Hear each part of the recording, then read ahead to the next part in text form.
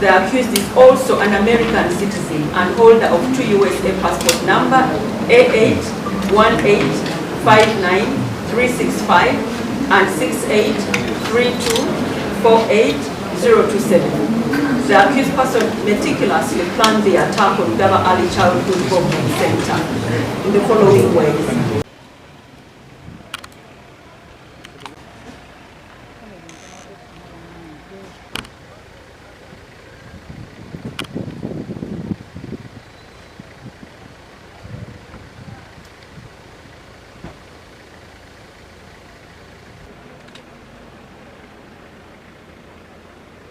Gange nze Muyanga Benon David. Sebo tuli wano ku kooti Makindye akasajja bakalese wano ku kooti naye weeralikivu bwaffe buli nti tetunnategeera oba omusajja mutujju oba si mutujju naye ffe kyetwagala ng'abazadde kuba nange ndi muvubuka tenda ndi muzadde twagala justice.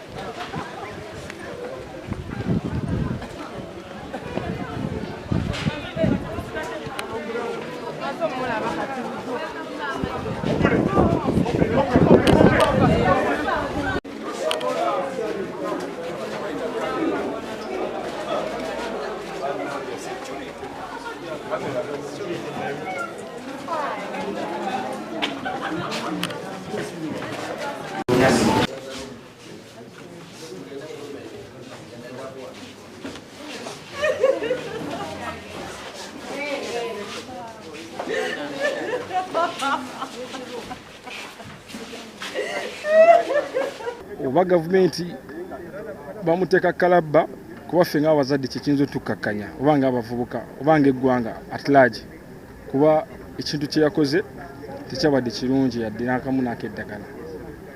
Omwana wo yabadde kwabo bebasaze? Owange yabadde tali kwabo naye nga naye asomerawo kumpimpi kusomera eggabaawo eri mukama wange. Obadde oze ng'osuubira ki? Nze mbadde nze nga nsuubira nti omusango bagenda kugusalirawo leero naye ate batugambye bunno ebidiide bya mu high court mukama wange. Tusanyuse na kibaddewo? Sinnasanyuka naye tufunyemu ku maanyi amatonotono okusinziira ku mbeera ebaddewo naye tetumanyi kiddako naye nga gavumenti yandikoze ekiddako mangu n'embiro emitima gyaffe ne gidda engulu. Bamusibe mayisa? Teetaga kusiba mayisa, at least teetaga kalabba. You are charged with murder, contract section 171 and 172 of the Penal Code Act, Cap 128. It is alleged that Christopher Okello Onyu, on the 2nd day of April 2026 at Gaba Early Childhood Development Center, Gaba Trading Zone, Gaba Parish, Makindye Division, Kampala District, in malice aforethought, she unlawfully caused the death of 8. Count 2, you're charged with murder, contract section 171 and 172, the Federal Code Act, Cap 128. It is alleged that Christopher Okello Onyu, on the 2nd day of April 2026, at Gaba Early Childhood Development Center, Gaba Trading Zone, Gaba Parish, Makindye Division, Kampala District. Manya nedobozi Musoke Muhammad nga nviridde mu Rusanja Mperere Road, Buwambo Road. Nategedde nti omukulu ono omutemu gwe baleeta bagenda muleeta olwayo bamuzze e Makindye gwe kutingigga olugendo nzize nandumiddwa nnyo ng'omuzadde okukikola omusajja kye yakoze eky'obutemu Okusinziira mbaddeko mu kkooti nendaba ng'omulamuzi ambuuze abaako byayogera. Omukulu omutwe gwe gukola bulungi era mulamu bulungi, alina banka ez'enjawulo, akyusa sere nazze eno, alina passport 2 ez'Amerika, ekiraga nti muntu mulamu, omutwe gwe gukola. Mali support unlawfully caused the death of Keisha Otim Agwenowato. Count 3, you are charged with murder contrary to section 171 and 172 of the Penal Code Act, Cap 128. It is alleged that Christopher Okello Onyum on the 2nd day of April 2026 at Gaba Early Childhood Development Center, Gaba Training Zone, Gaba Parish, Machinje Division, Kampala District with malice aforethought, you unlawfully caused the death of Seryange Ignatius. Count 4, you're equally charged with murder contrary to section 171 and 172 of the Penal Code Act, Cap 128. It is alleged that Christopher Okello Onyum on the 2nd day of April 2026 at Gaba Early Childhood Development Center, Gaba Training Zone, Gaba Parish, Machinje Division, Kampala District, with malice aforethought, you unlawfully caused the death of Odeke Ryan. This is the evidence that the prosecution intends to rely on during your trial. The deceased persons, namely Etuku Gideon Keisha Otim, Seryange Ignatius, and Odeke Ryan, were infants under the care of Gaba Early Childhood Development Center, a daycare facility under the management of Gaba Community Church at Gaba Training Zone, Gaba Parish, Machinje Division, Kampala District. Etuku Gideon was a male juvenile aged 2 years and 6 months. Keisha Otim was a female juvenile aged 2 years. Seryange Ignatius was a male juvenile aged 2 years and 5 months. And Odeke Ryan was a male juvenile aged 1 year and 3 months. Gaba Early Childhood Development Center was founded by Gaba Community Church and operates a daycare and early childhood program which takes care of malnourished or vulnerable children from the community between the ages of 3 months to 3 years. The accused person, Christopher Okello Onyum, is a male adult Ugandan, aged 39 years and holder of a Ugandan National Identification Number CM 87127-100 CTME. The accused is also an American citizen and holder of 2 USA passport number A81859-365 and 683248-027. The accused person meticulously planned the attack on Gaba Early Childhood Development Center in the following ways. On the 31st of March 2026, the accused rented a RAV4 motor vehicle registration number UAM 645M from Tripka Rental Uganda for self-drive purposes to facilitate his movement. On the 1st of April 2026, the accused drove motor vehicle registration number UAM 645M from Chanja to Gaba through Tinda, Nakawa, Chibuli, Kabalagala, Bunga, and Gaba. On the same day, 1st April 2026, the accused visited Gaba Early Childhood Development Center under the guise of seeking admission for his child to survey the premises. At the center, the accused met Ms. Namtebi Fifi, one of the caretakers from whom he inquired about the requirements for having his child admitted for care. Ms. Namtebi Fifi provided to the accused the required information for admission, including details of a financial contribution for each child. 4 days prior to the incident, the accused bought a number of knives to be used in the attack. On the 2nd day of April 2026, the morning of the attack, the accused returned to the center after paying Ugandan shillings 195,000 via his mobile money number 0769 582620 to the head of the center, Ms. Odong Annette Ago, on her mobile money line number 0772 966 956. The accused exited the office and immediately initiated a violent assault on the children playing in the compound. The accused used the knife to systematically attack the 4 victims. When the caretaker, Ms. Namtimipipi, attempted to intervene, the accused threatened her life, causing her to fall while he continued to assault on the victims. The accused was apprehended by security at the center and bystanders. During the arrest, he attempted to discard the primary murder weapon, the blood-stained knife. Upon being apprehended, the accused was locked up in a room at the scene to protect him from the charging public as police arrived. Wabula nze kyenjagala ekyafaayo kyenjagala muzeeyi President Museveni w'eggwanga atukolere ne muwoozi CDF w'eggwanga oba baleme kukandiriza nnyo musango ogwo kubanga gulwawo gwanguwe muzeeyi oba kuyita kumenka amenkemu akole ekyafaayo omuntu oyo attibwe mu budde nga kye yakola abantu kye yabakolera fe abazadde ekituufu kikola kibi nnyo. Njagala omuntu oyo agende mulamuzi ngeri gyamusindise mu high court ekikole mu bwangu asindikibwe ku kalabba twagala gamba ati kalabba ate kali agambe bagende wali wenyini we yattira abantu basibe oluguudo emmotoka zineme kukola. At arrest, the accused was found in possession of 2 mobile phones.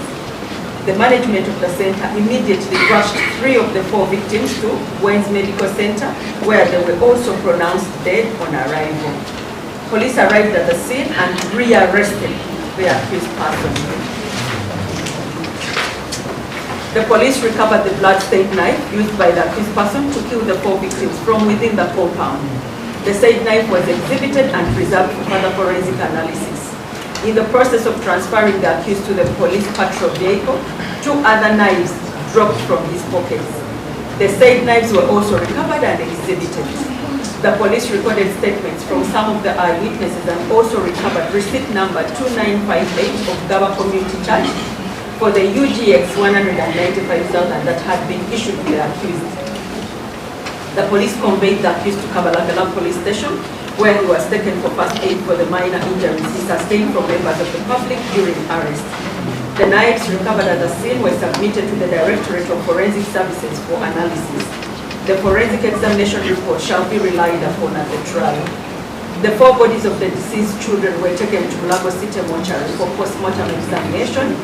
For Etuku Gideon, he had a 14-centimeter long open wound on the right side of the neck. The accused was examined on PM24 and was found to be a male adult, aged 39 years, with some abrasions and bruises to the forehead and abdomen. He was also found to be of normal behavior, calm, cooperative with a coherent speech, intact memory, and exhibited good judgment. His thought process was found to be normal but believed in wealth by human sacrifice, and was able to explain the reason for killing the children as fortune hunting or enrichment.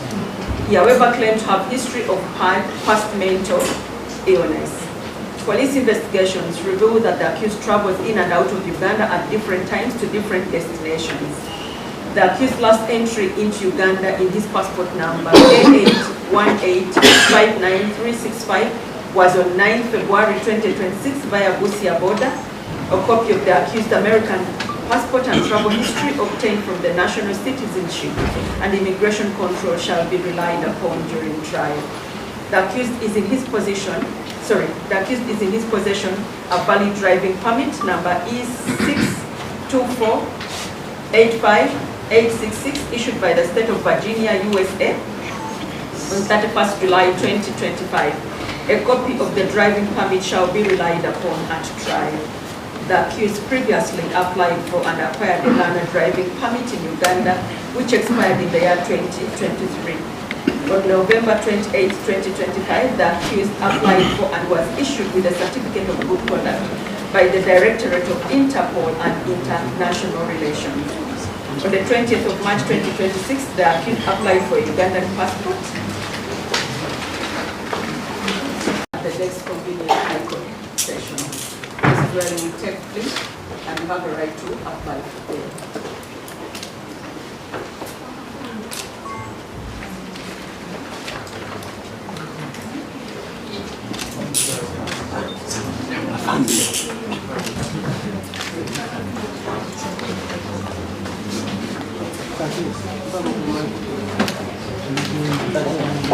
Voy a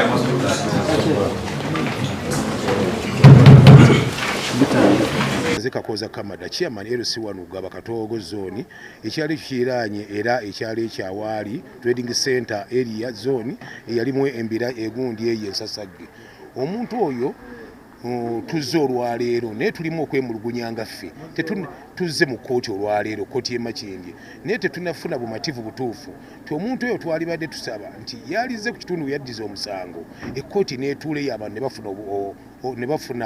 ne bafuna obwenkanya n'awoza nga awawulira kyawoza ne bamanya ne bafuna obwenkanya biki byakola ki byekyaliwo ku kintu ekyo kuba abantu bangi nnyo tuli mu bulumi ekyalo nga Gaba trading center ne Gaba yonna omuluka tetutereeranga omuntu oyo bw'omulaba bagamba abamu bwe tuwulira rumors nti mulalu naye omulalu gwe bagamba yattako ddala abantu ye yali akola ki ye be yatta bye baliwa omuntu yajja omutwe bakukebedde omutwe mulamu oba omutwe mulamu oba si mulamu ffe kye twetaaga kikimu omuntu oyo tulowooza mulamu ku bintu bye yakola ate ekyokubiri engoye zeyattiramu abantu kati ali mu ngoye endala n'eggulo yabadde mu ngoye endala eteeberezebwa nti omuntu oyo ayina emabega abakola ki ffe kye twagala nga ffe abantu engeri gyakyusamu engoye n'endabika gyalabikamu tusaba okuwuliriza kwa President Museveni ekkooti yalibadde Saabalamuzi yalibadde atereeza mu kintu kino ekkooti n'ebeera ku kyala awaddizibwa omusango abantu bonna naffe nonna nesobola okubanga n'abantu abatasobola kujja wano bawulira kubanga kati bano abazze abakadde b'abantu tebakyalya mmere tebakyalina bwekyusizo ate n'abantu abalala kubanga agama omuluka ffenna ffenna twawulira okunyolwa kw'amaanyi nnyo naye nalisabye omuntu ng'oyo attibwe omusibe mulabe era nga bwali ye taliiko bizibu ate bakuuma mukumbi omusibe ye talina buzibu anyirira embeera ze teziriiko nti oba kiikino oba nti wuuno buli kibamubuuza akiddamu kyekye nti ayinza okuba nga yakikola n'abalala bali emabega naye katuleke bano poliisi enoonyereza banoonyereze gavumenti enoonyereze ku kintu naye bwemala okunoonyereza omuntu ngoyo tekyetaaga tekulinda kutta bantu balala bamuleete bw'oba gumusinze bamusalirewo ow'okutta oba bamutta naye bamutte kyenalirowoozezza obutayongera kukola nsasagge eyo so byebye mbadde nsaba nze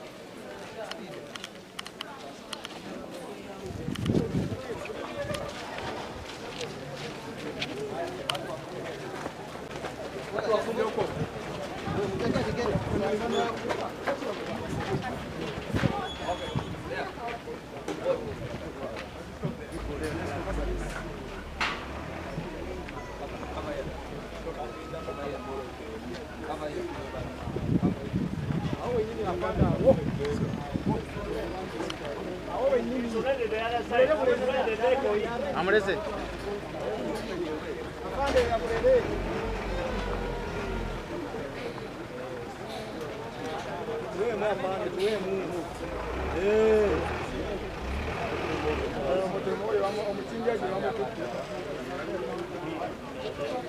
Hello, let's be moving. Dubai.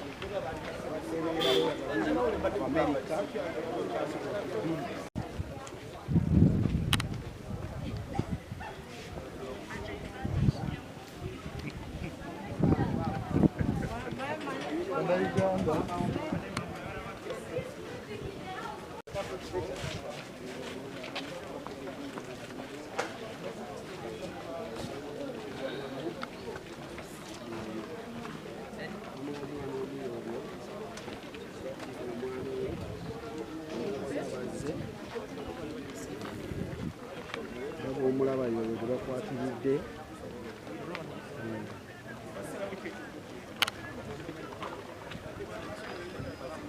amanya n'eddoboozi Musoke Muhammad nga nviiridde mu Lusanja Mperere Road Buwambo Road.